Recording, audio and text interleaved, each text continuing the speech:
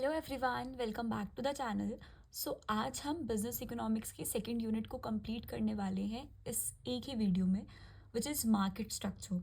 सबसे पहले देखिए, what is market in economics. A market is a place or system where buyers and sellers interact with each other to exchange goods and services. बहुत simple है, एक ऐसी जगह जहाँ पे जो बायर्स है सेलर्स है वो किस लिए इंटरेक्ट करते हैं, एक्सचेंज के लिए ऑफ गुड्स एंड सर्विसेज। ज़रूरी नहीं कि ये शॉप वाली ही मार्केट होगी, या आपके ऑनलाइन स्टोर्स भी हो सकते हैं। कोई भी ऐसा प्लेटफॉर्म जहाँ पर आप अपने गुड्स एंड सर्विसेज को ईजिली एक्सचेंज कर सकें, वो आपको मार्केट के अंदर आएगा। उसके बाद देखिए, स्ट्रक्चर ऑफ मार्केट के अंदर we are having four things: perfect competition market, monopoly, monopolistic and oligopoly. तो ये चारों के चारों हमें इंडिविजुअली स्टडी करने हैं इस यूनिट में। स्पेसिफिकली यही सब कुछ है जो हमें अच्छे से करना है। सबसे पहले देखो, यहाँ पे ना एक पॉइंट लिखा हुआ है, फर्म सप्लाई किस बेसिस पे करता है, क्या क्या फैक्टर्स होते हैं जिससे के बेसिस पे वो डिसाइड करता है कि कितना सप्लाई करना है एट गिवन प्राइस, कितने प्राइस पे। आपको जो ये फोर फैक्टर्स दिख रहे हैं, इसके बेसिस पे वो डिसाइड करते हैं गोल्स आपके फर्म के, टेक्नोलॉजी, मार्केट की इन्वायरमेंट और साथ ही साथ कॉम्पिटिटर का बिहेवियर। आई होप इतना तो समझ आ गया होगा। उसके बाद देखो, जो मोस्ट मोस्ट मोस्ट इंपॉर्टेंट चीज़ हम शुरू करने वाले हैं, the first one is perfect competition, large number of buyers and sellers. आप एक एग्जाम्पल लेके चलो शुरुआत से ही, फिर आप पूरा समझ लेना। एग्रीकल्चर प्रोडक्ट्स सारे सेम होते हैं। पोटैटो है, हर एक का सेम ही होगा, जो भी आपका सेलर होगा सेम ही पोटैटो बेच रहा होगा, कोई डिफरेंस नहीं होता। और लार्ज नंबर ऑफ बायर्स होते हैं और लार्ज नंबर ऑफ सेलर्स। आपको पता है बहुत सारे वेंडर्स होते हैं। Each firm is a price taker. Price taker क्यों कह दिया? क्योंकि उनके हाथ में नहीं होता कि वो किस प्राइस पे अपने प्रोडक्ट को बेचें, ये पहले से डिसाइडेड होता है और उनको वही प्राइस पे अपने प्रोडक्ट को बेचना होता है। Freedom of exit and entry, कोई दिक्कत नहीं है, कोई भी इसको काम को शुरू कर सकता है। अगर किसी ने आलू बेचने, प्याज बेचने, तो उसके लिए उनको क्या रिस्ट्रिक्शन है? कुछ भी नहीं। Homogeneous products, same type of product बेचते हैं, हमने बात कर ली इसकी। परफेक्ट नॉलेज का मतलब क्या? कि प्राइस के बारे में सेलर को भी पता है और बायर को भी पता है कि क्या प्राइस है इस चीज़ का। कोई दिक्कत नहीं आने वाली। ED is equals to infinity, same price पे different amount of quantity sale भी होती है और लोग परचेज भी करते हैं। Then earn normal profits in long run. Long run के अंदर बहुत ही मिनिमल सा प्रॉफिट ही अर्न कर पाते हैं, नॉर्मल प्रॉफिट ही अर्न कर पाते हैं लोग, कोई ज़्यादा मोटी कमाई नहीं है। This is perfect competition market. Then we are having monopoly. इसके अंदर क्या होता है? एक सिंगल सेलर होता है। अब इसका एक एग्जांपल शुरुआत से लेके चलो, रेलवेज। क्या रेलवे के अंदर कोई और है सिवाय हमारी गवर्नमेंट के? इस डिपार्टमेंट के अंदर कोई भी नहीं है, सिर्फ एक ही इंडियन रेलवेज है और कुछ भी नहीं है। There are so many buyers but only one seller. Price maker, अब ये सिंगल है, कोई और है ही नहीं इनके साथ में, इनका कंपटीशन, तो ये अपना प्राइस खुद डिसाइड करते हैं, full control over price. Third one is restriction on the exit and entry. कोई भी भाई ट्रेन को शुरू नहीं कर सकता, कोई भी रेलवे का काम शुरू नहीं कर सकता, ना ही जो हमारी इंडियन रेलवे है वो यहाँ से एग्जिट ले सकती। Possibility of price discrimination. अब जब एक ही इंसान है, इंसान मतलब एक ही डिपार्टमेंट है, एक ही अथॉरिटी है जिसके पास रेलवे पूरा है डिपार्टमेंट, तो यहाँ पर प्राइस डिस्क्रिमिनेशन के पूरे पूरे चांसेस हैं। आपने देखा भी होगा, टिकट्स कभी कभार बहुत महंगी कर दी जाती है कुछ ही सेक्शंस के लिए, किसी डिपार्टमेंट्स के लिए जो आपके रेलवे के अंदर होते हैं, और कभी कभार बहुत सस्ती भी कर दी जाती है, तो इन्हीं के हाथ में है। This is monopoly market and where ED is less than one.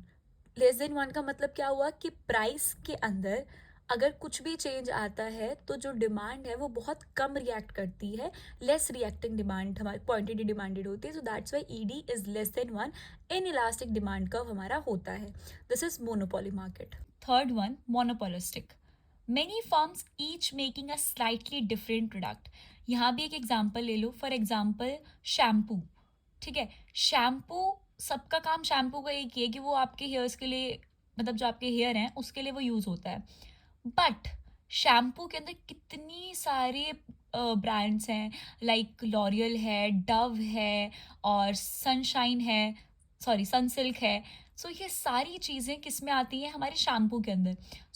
Different different आपके ब्रांड से, लेकिन सबका एक ही प्रोडक्ट है, बट वो फिर भी डिफरेंशिएटेड है। क्यों? क्योंकि उनके अंदर खुद की यूनिकनेस है। किसी के अंदर आपका ये होता है कि डैंड्रफ फ्री है, कोई लॉन्ग हेयर के लिए है, तो वो अपने प्रोडक्ट के अंदर कुछ ना कुछ ऐसा यूनिक ले आके आते हैं कि वो दूसरे से डिफरेंशिएट हो जाए। So product differentiation. Then ED is greater than one. Greater than one का मतलब क्या? कि प्राइस में अगर थोड़ा सा भी चेंज लेकर आते हैं तो क्वांटिटी डिमांडेड पे बहुत ज़्यादा फर्क पड़ता है, वो बहुत ज़्यादा रिएक्ट करती है। So ED is greater than one. आप इस टॉपिक को हमारी जो प्रीवियस वीडियो है इलास्टिसिटी ऑफ डिमांड, वहाँ पर अच्छे से कर सकते हैं।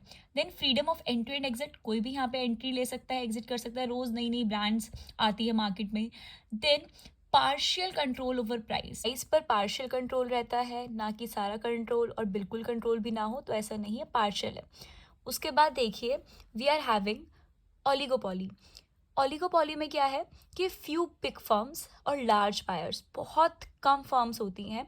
आप इसमें एग्जांपल ले लो, ऑडी, बीएमडब्ल्यू, ये बहुत ही ज़्यादा बिग ब्रांड्स हैं, बहुत ही ज़्यादा रिच ब्रांड्स हम कह सकते हैं कि ये है। नॉन प्राइस कंपटीशन, इनके बीच में प्राइस को लेके कभी कंपटीशन नहीं होता, क्वालिटी को लेकर, एडवर्टीजमेंट्स को लेके, कस्टमर्स को लेके इनके बीच में कंपटीशन रहता है। अब normal profits, normal profits earn नहीं करते, बहुत बड़े बड़े प्रॉफिट से लोग अर्न करते हैं ये वाली brands. High barriers for entry, अब आपको पता ही चल गया कि भाई बहुत पैसा लगता है, तो बहुत ही कम लोग एंटर कर पाते हैं। That's why high barriers for entry. Products can be highly differentiated, branding और होमोजीनस। देखो, प्रोडक्ट तो कार है तो कार ही है, बीएमडब्ल्यू भी गाड़ियाँ बनाता है, ऑडी की भी गाड़ियाँ ही हैं, लेकिन उनकी ब्रांडिंग, उनके अंदर उनका जो यूनिकनेस है वो उनको डिफरेंशिएट करता है उनकी ब्रांडिंग के बेस पे, होमोजीनस प्रोडक्ट को भी।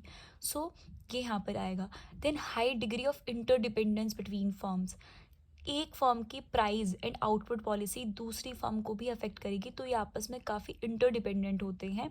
सो ये हमारा ओलिगोपॉली है। सो लास्ट में देखिए, अगर डिफरेंस आता है कि इन चारों में डिफरेंस करना है, आपको डिफरेंशिएट करके बताना है, तो आप इस तरीके से कर सकते हैं।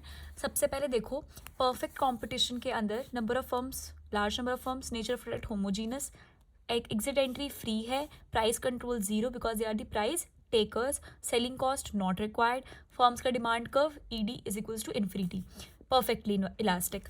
देन मोनोपॉली के अंदर single number of firms, unique होता है आपका प्रोडक्ट, बैरियर्स है एंट्री एग्जिट पे, और price control very large, selling cost not required, in elastic demand ED is less than one. Then monopolistic के अंदर large number of firms, differentiated product होता है, एंट्री एग्जिट फ्री है, price control partial, ठीक है, selling cost very significantly required, क्योंकि आपने देखा होगा सेलिंग कॉस्ट बहुत मैटर करती है हमारे जो मोनोपोलिस्टिक प्रोडक्ट्स होते हैं उसमें। देन फर्म्स का demand curve, elastic demand, ED is greater than one, clear. उसके बाद last wise oligopoly, where number of firms very few, homogeneous और डिफरेंशिएटेड दोनों, ठीक है, लिमिटेड है आपके entry exit, partial price control होता है, सेलिंग कॉस्ट रिक्वायर्ड है, और साथ ही साथ जो फर्म का डिमांड कर्व है आप उसको स्पेसिफाई नहीं कर सकते, so it can not be specified. So this is the difference between all these markets. और इसी के साथ हमने हमारी सेकेंड यूनिट को अच्छे से कंप्लीट कर लिया है। अगर आपको वीडियो पसंद आई हो तो चैनल को सब्सक्राइब करें, ज़्यादा से ज़्यादा शेयर करें, वीडियो को लाइक करें, और कमेंट करना तो बिल्कुल भी ना भूलें।